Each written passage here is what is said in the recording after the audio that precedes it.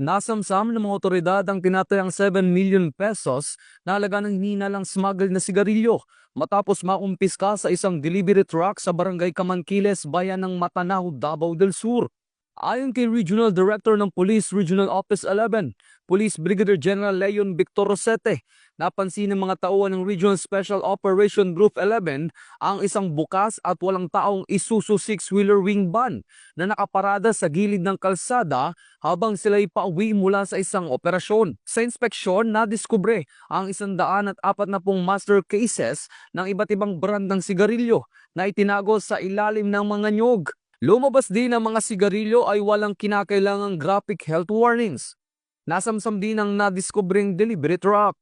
Ang lahat na nakuhang ebidensya ay nasa kustodiya na ng RSOG 11 at ipapasa sa Bureau of Customs para sa dokumentasyon at wastong disposisyon.